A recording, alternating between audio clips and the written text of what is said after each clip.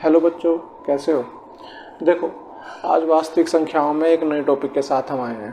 ठीक, इस प्रकार के क्वेश्चंस हमने अपनी किताब में देखे हैं, एनसीईआरटी की बुक में भी हैं, और ऐसे क्वेश्चन हमने और प्रकाशन की किताब में भी देखे हुए हैं। तो जैसे मैं एक क्वेश्चन लिया है तो ठीक है, उसी प्रकार हम सारे क्वेश्चन ऐसे ही कर लेंगे। ठीक है, अगर एक तरीका हम सीख लेते हैं क्वेश्चन को करने का तो उसी तरीके से हम हर क्वेश्चन को कर सकते हैं। ठीक, तो देखो, जांच कीजिए कि क्या किसी प्राकृतिक संख्या n के लिए संख्या 6 की पावर n या 6 की घात n अंक शून्य पर समाप्त हो सकती है।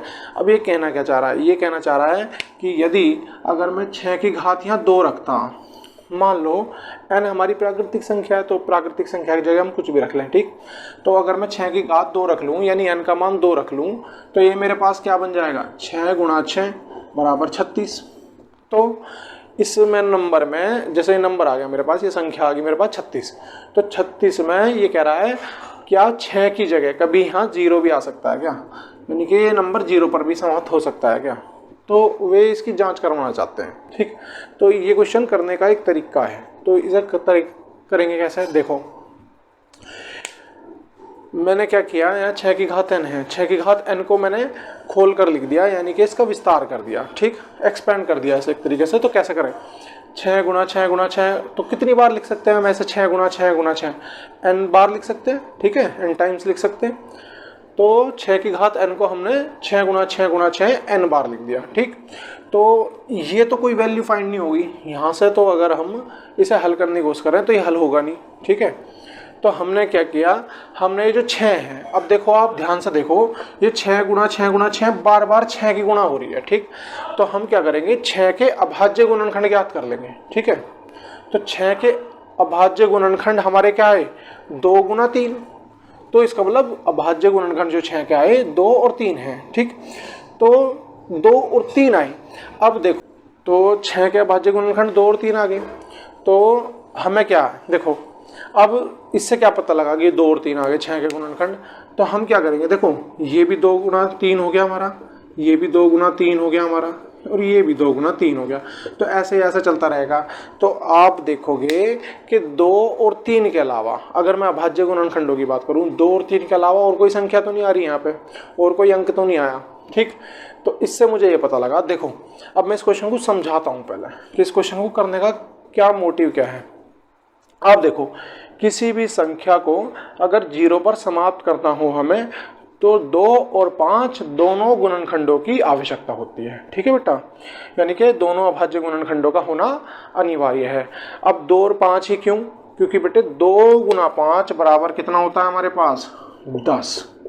ठीक, यानी कि 2 और 5 की गुणा होती है, तभी हमारे पास जो भी नंबर निकल के आता है, जो भी हमारे पास संख्या निकल के आती है, वो कहाँ पर समाप्त होती है, शून्य अंक पर। ठीक है, तो अगर 2 और 5 की हम गुणा करते हैं तो कितना मिलेगा हमें, 10।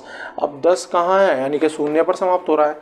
तो जैसे ही हम 2 और 5 की गुणा करते हैं तो वो अंक जो है, वो नंबर जो हमारा आएगा वो लास्ट में उसमें 0 आ जाएगी। ठीक है, तो आप इसे किसी भी बड़े नंबर में या किसी भी नंबर के साथ में गुणा करके देख सकते हो। जैसे मैं कोई अल्टरनेटिव नंबर ले लूँ, कैसा भी नंबर ले लूँ, जैसे मैंने ले लिया, चलो 256 ले लिया। ठीक है बेटा, आप इसमें 2 और 5 की गुणा कर दीजिए। जैसे ही आप इसमें 2 और 5 की गुणा करते हो तो ये नंबर जो है हमारा 256 जो था वो 2560 नंबर बन गया हमारा। तो इसका मतलब ये अंक कहाँ पे समाप्त हो, ये नंबर जो है पूरा का पूरा, ये संख्या जो है हमारी कहाँ पे समाप्त होगी, 0 पे। ठीक, तो इस क्वेश्चन में यही बताने की कोशिश कर रहे हैं। तो अगर आप 6 के गुणनखंड देख रहे हो, 2 और 3 आ रहे हैं, तो उसमें कितने की कमी है, 5 की। तो जो 6 की घात n के अभाज्य गुणनखंड करने पर हम देखते हैं कि उनमें 5 नहीं है, तो इसका मतलब इसके गुणनखंडों में 5 नहीं आया। और जब 5 नहीं है तो कभी भी ये अंक आप कितनी बार इसकी गुणा कर लेना, तो जब 5 नहीं होगा तो वो कभी भी 0 नहीं आएगा। ठीक, क्यों, जैसे ही आप इसमें कभी भी, मतलब अगर इसमें कभी भी 5 आ जाता, कोई एक 5 आ जाता, तो वो एक 5 2 के साथ गुणा होकर क्या बना देता, 0। ठीक, तो हमारा जो अंक है, जो हमारा जो नंबर, मतलब अगर उसमें 5 होता तो गुणा होते ही कैसा हो जाता, वो जो हमारा संख्या है वो 0 पर समाप्त हो जाती। ठीक, तो हम लिख सकते हैं अतः किसी भी प्राकृतिक संख्या n के लिए, यानी कि कोई भी n ले लो आप, n की जगह कोई भी ले लो, 2 4 6, उससे फ़र्क नहीं पड़ेगा। अभाज्य गुणनखंड निकालने में आपको 2 और 5 की आवश्यकता पड़ेगी। तो संख्या 6 की घात n अंक 0 पर समाप्त नहीं हो सकती। ठीक, तो ये हमें पता लग गया कि कोई भी संख्या हो, कोई भी अंक हो, उसकी घात अगर आप कुछ भी करो, ठीक है, अगर उसके अभाज्य गुणनखंड करने पर 2 और 5 नहीं आ रहे हैं, यानी कि 1 2 और 1 5 नहीं आ रहा है, तो कभी भी जो संख्या है वो कभी भी शून्य पर समाप्त नहीं होगी, चाहे आप उसकी जो घात है कितनी भी रख लीजिए एक प्राकृतिक संख्या के रूप में। ठीक, तो ये हमारा आज का सवाल था। आपको उम्मीद है मुझे कि आपको अच्छे समझ में आया होगा। ठीक है, आपको कोई भी बेटा अपना क्वेश्चन हो, कुछ भी पूछना वगैरह हो, तो आप मुझे मेरे चैनल पे कमेंट कर सकते हैं और मेरी इस वीडियो पे कमेंट डाल सकते हैं। कोई भी इससे रिलेटेड आपका कोई क्वेश्चन हो तो वो मैं आपको सोल्व करके दे दूंगा। और इसे लिखने का तरीका बेटा इस तरीके से आप लिखोगे तो आपका कोई भी नंबर बोर्ड एग्ज़ाम में नहीं कटे बेटा।